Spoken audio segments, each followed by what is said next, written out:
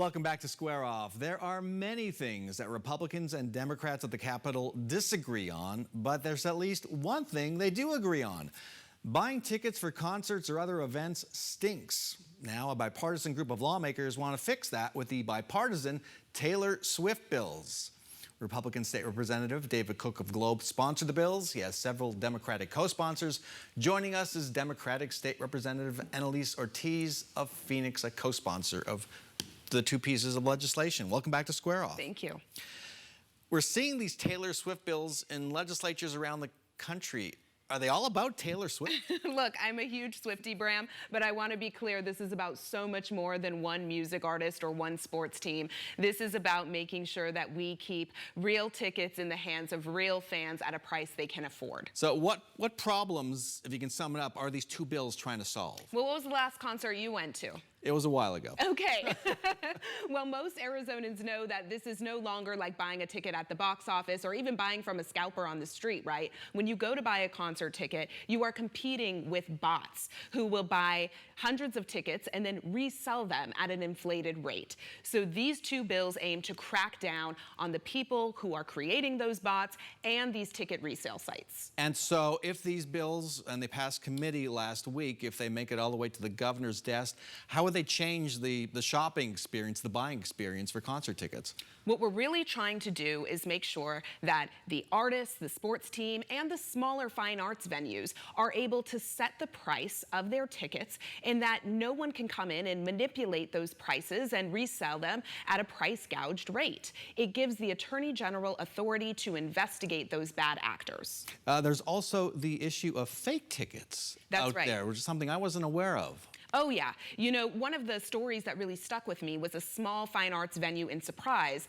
And they said that they have people coming who, you know, first of all, when they search for the artists they want to see, the venue's website is number 3 on Google. The other ones are fake ticket resale sites. So you have people who are purchasing a ticket they think is real. They get to the venue and they're told, sorry, you got scammed. There's nothing we can do about it. And it turns out that some of these smaller venues then get hit with a fraudulent credit card charge, even though it wasn't their fault. So this is also about protecting our fine arts communities and stopping these bad actors. And again, it will be up to the AG to enforce it. That's right. This seems like it might be tough to get at.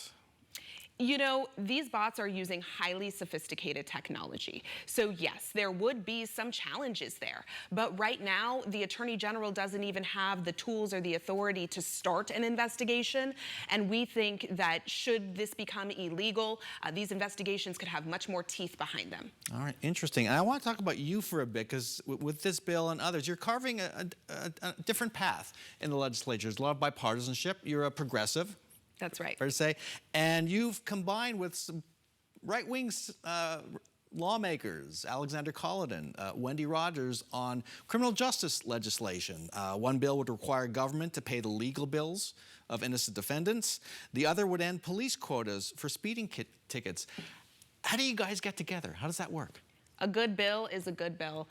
One of the number one things I heard when I was knocking on doors in my community of Maryvale and Glendale was, we are tired of Republicans and Democrats fighting with each other, pointing fingers at each other, and not getting anything done for the people.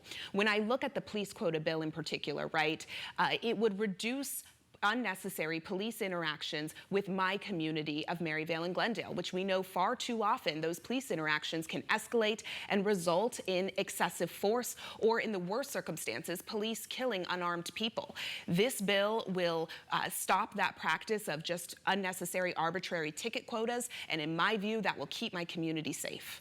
And so how does this actually work in practice? Do you get together? Are there email exchanges, or do you just see the bill and say, yeah, I want to be part of that? Well, I'll tell you that Representative Colladin calls me at all hours.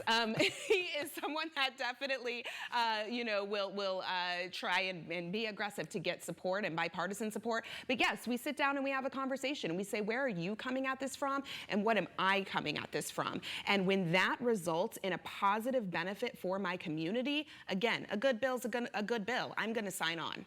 Very interesting. Got to keep an eye on that. Representative Analise Ortiz, thanks so much for joining us. Thank you.